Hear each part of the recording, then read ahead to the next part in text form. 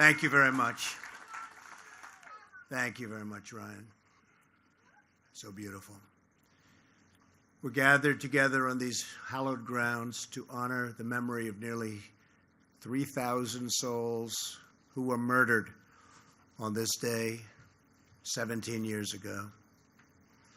We're here to pay solemn tribute to the 40 passengers and crew members on Flight 93 who rose up, defied the enemy, took control of their destiny, and changed the course of history. Today we mourn their loss, we share their story, and we commemorate their incredible valor.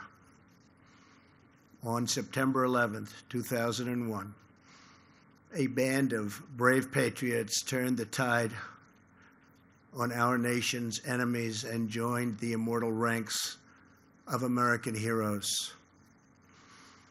At this memorial on this sacred earth, in the field beyond this wall, and in the skies above our heads, we remember the moment when America fought back. Melania and I are grateful to be joined for today's ceremony by Governor Tom Wolf and Governor Mark Schweiker. I also want to thank the members of Congress in attendance, Senator Bob Casey, Congressman Lou Barletta, Keith Rothfus, Bill Schuster, and along with the president of the families of Flight 93, Gordon Felt.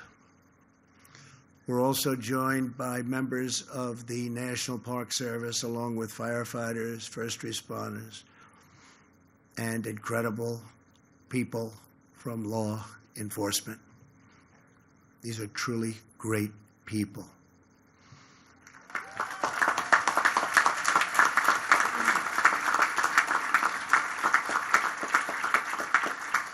Some of you here today answered the call and raced to this field 17 years ago. You fill our hearts with pride, and I want to thank you on behalf of our country. Thank you very much.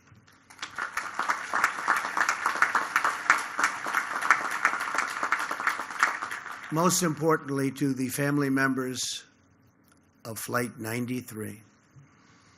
Today, all of America wraps up and joins together.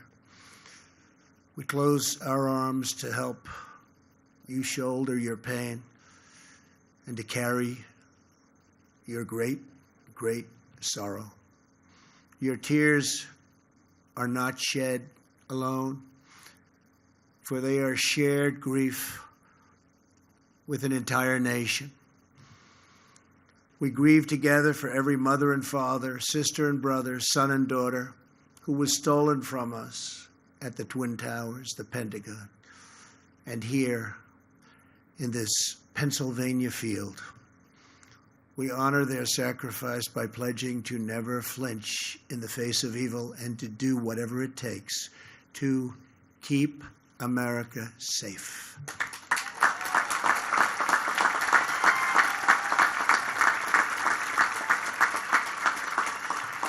"17 years ago, your loved ones were among the 40 of Flight 93, the 40 passengers and crew members on board the 8 a.m. United Airlines flight from Newark to San Francisco. They were men and women from every background.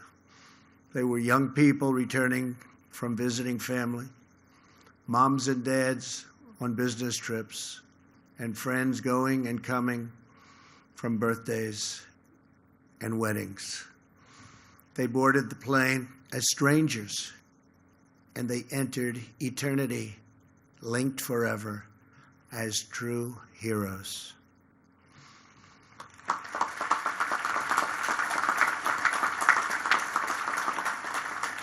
Soon after takeoff, Flight 93 was hijacked by evil men bent on terror and conquest. Passengers and crew members began using their phones to call home. They learned that 2 planes had already crashed into the World Trade Center in New York City. Immediately, those on board Flight 93 started planning a response. Sandy Bradshaw, a flight attendant, called her husband and told him they were in the back of the plane preparing hot water to throw onto the hijackers. Passenger Jeremy Glick explained the plan to his wife and said, "Stay on the line, I'll be back." The passengers and crew members came together, took a vote, and they decided to act. At that moment, they took their fate and America's fate back into their own hands. In the last 20 minutes, many placed their final calls home, whispering those eternal words, "I love you." Some said the Lord's Prayer, and then they bravely charged the cockpit. They attacked the enemy. They fought until the very end, and they stopped the forces of terror and defeated this wicked, horrible, evil plan. Flight 93 crashed yards from where we stand, just 20 minutes flying time from the United States Capitol. Through their sacrifice, the 40 saved the lives of countless Americans, and they saved our capital from a devastating strike. In the days after the attack, tens of thousands of firefighters, police officers, and recovery workers traveled to New York and Arlington to crawl through the rubble and search for survivors. There were prayer vigils, memorials, and charity drives all across our nation. Here in Shanksville, many of you raised up the first memorial, a wooden cross, a chain-linked fence, mementos and tributes pouring in, and dozens of American flags. A piece of America's heart is buried on these grounds, but in its place has grown a new resolve to live our lives with the same grace and courage as the heroes of Flight 93. This field is now a monument to American defiance. This memorial is now a message to the world. America will never, ever submit to tyranny.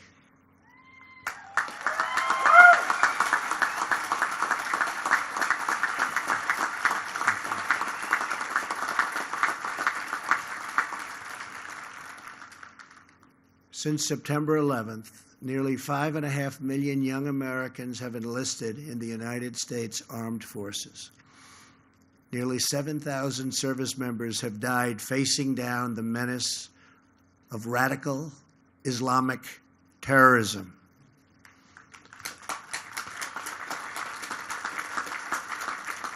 Today, we also think of the more than 200,000 service members now serving overseas. And we think of every citizen who protects our nation at home, including our state, local, and federal law enforcement.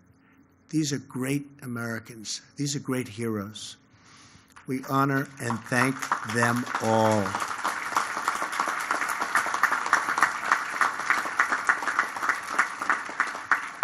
As Commander-in-Chief, I will always do everything in my power to prevent terrorists from striking American soil. Here with us today is Dorothy Garcia Blockler. Her husband, Sonny, was one of the passengers on Flight 93. On September 11th, 2001, just over a month after their 32nd wedding anniversary. Sonny was on his way back from a business meeting. He called Dorothy, who he loved so much, called her on the plane and uttered her name before the line went dead silent. In the days after the attack, Dorothy told the investigators there was only one thing she wanted from this field: her husband's wedding ring. They would know it by the inscription etched inside. "All my love," it said, followed by the number 8269, the date of their anniversary. The officers, great people, promised to try, but in this field of records, it seemed certainly impossible. Dorothy began to pray, and she asked her friends to do the same. Days went by, then months. Still no ring. A week before Christmas, on December 19th, she heard a knock at the door. Two officers were standing with a really beautiful, to her, she saw it was so beautiful, she knew what was happening. A beautiful, small white box. Inside it was a wallet, a luggage tag, a driver's license, a small bag with the wedding ring inscribed with those three precious words: "All my love." Those words echo across this field. And those words tell the story of 40 men and women who gave all their love for their families, their country, and our freedom. To Dorothy and to every family here today, America will never forget what your loved ones did for all of us.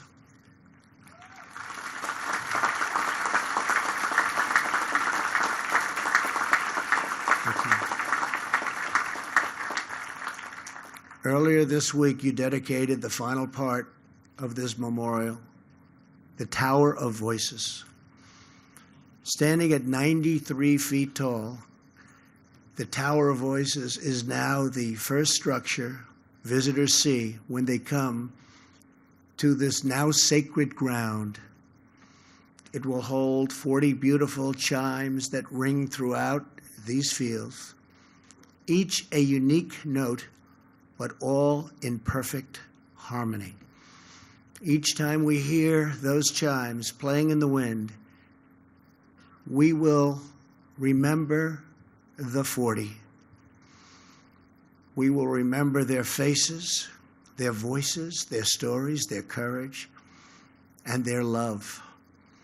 And we will remember that free people are never at the mercy of evil, because our destiny is always in our hands.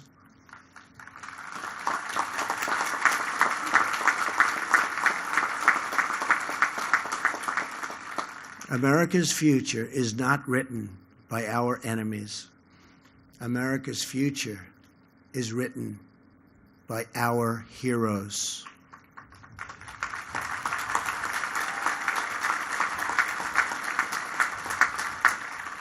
As long as this monument stands, as long as this memorial endures, brave patriots will rise up in America's hours of need, and they too will fight back.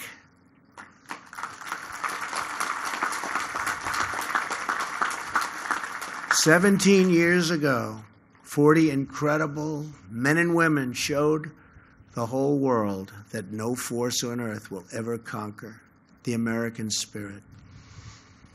We treasure their memory, we cherish their legacy, and we ask God to forever bless the immortal heroes of Flight 93. Thank you, God bless you. God bless the families, and God bless the United States of America. Thank you very much. Thank you. Thank you very much. Thank you. Thank you, Father. Thank you very much.